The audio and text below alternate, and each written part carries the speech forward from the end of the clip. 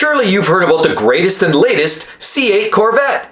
Could it in fact be the best sports car on the planet today? Welcome back to the channel, everybody. Mark with exoticcarplayplace, and today... So in a massive sea of great new sports cars on the planet, the last several years there's been sort of a reinvention and an advent of horsepower, high-performance cars, cars that do 0 to 60 in under 3 seconds. Lots of great selection out there. Now a lot of them are getting very expensive, so bargains are hard to come by these days. And in addition to that, have you heard the new Corvette C8 Corvette for 2020 is one of those great new breakthrough cars? Yes, it is. And in fact, it could very well be one of the best sports cars on the market today. So there's been a lot of talk in the press these days about the brand new Corvette coming out this fall. That's right, the new C8 Corvette for 2020. And not only that, on its own, can stand with some of the best sports cars on the planet today. But how is that? And is it well received? Well, let's get into that. The whole discussion about the design is the biggest controversy about this car. The design, some people thought it looks like a dog's breakfast. Not everybody was in love with it. Some, as a matter of fact, because now it's a mid-engine, believe that the proportions are off, that it's disjointed from the front end to the back end, the design doesn't flow entirely. Others, on the other hand, think it is the next best thing to the latest Ferrari. So there's a lot of very polarizing discussions on the new Corvette. Design themes aside, what about the performance? Well, there's some great elements there too we'll get to. And as well, the pricing is phenomenal. At $60,000, you have one of the most serious performance bargains on the planet today. And we'll make some comparisons at the end of the video with some other cars in its price range. But moving right along, let's talk about some of the great new technology in this new Corvette. First of all, of course, it's a mid-engine. Not only that, it comes with a dual-clutch 8-speed transmission. Sorry, no more rowing gears, no more manual gearbox here, but at least it's not an automatic. It is a dual-clutch transmission, which still brings some of the sporty appeal to the car. And it also has magnetic ride height as an option to adjust and adapt to different road conditions. Did you know it also has a great new 12-inch display and a heads-up display that's been revised as well? On top of all of that, the interior is a total refresh, redesign that brings some new elements that really show a focus towards the driver. All of the controls provide a bit of a wraparound experience for the driver, and the quality is up dramatically from even the C7, which was a huge step forward for Corvette in previous generations.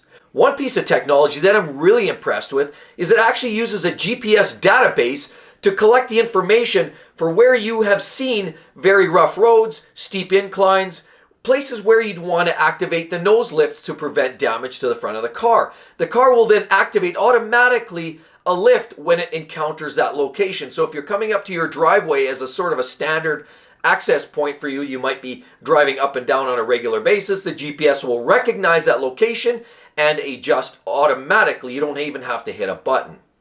Now the exciting part in all of this is the performance. So the base in the Stingray for 2020 comes a 6.2 liter normally aspirated V8 that produces about 495 horsepower. And even more exciting is what's coming down the road is a 5.5 liter V8.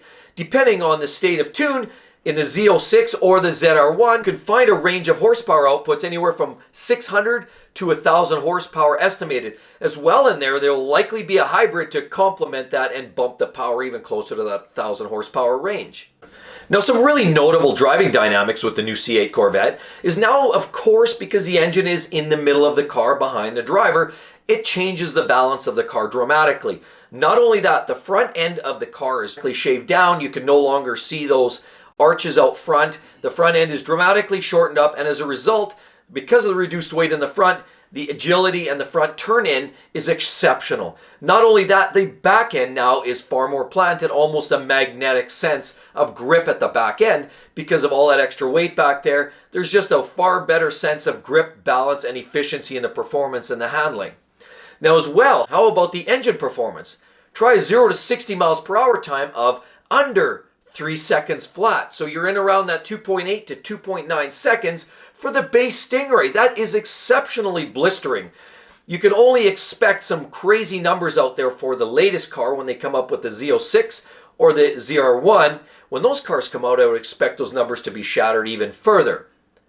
That being said, with the current base model Stingray, those are numbers to eclipse some of the best sports cars on the market today. And that begs the question, is it in fact one of the best sports cars on the market? Well, let's do some comparisons. So as we spoke, this new Corvette does 0 to 60 in under 3 seconds, costs about $60,000, and has about 495 horsepower.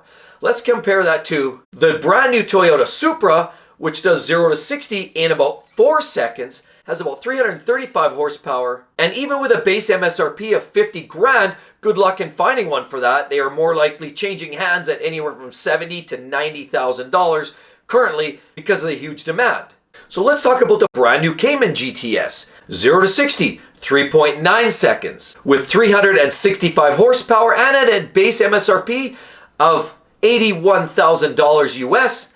It is far more expensive and still has substandard performance compared to the new Stingray Corvette. So let's bump up that performance threshold. Let's compare it to the BMW M4 Club Sport, which has a 0 to 60 time of approximately 3.7 seconds, pumps out a whopping 454 horsepower, but costs a steep $103,000.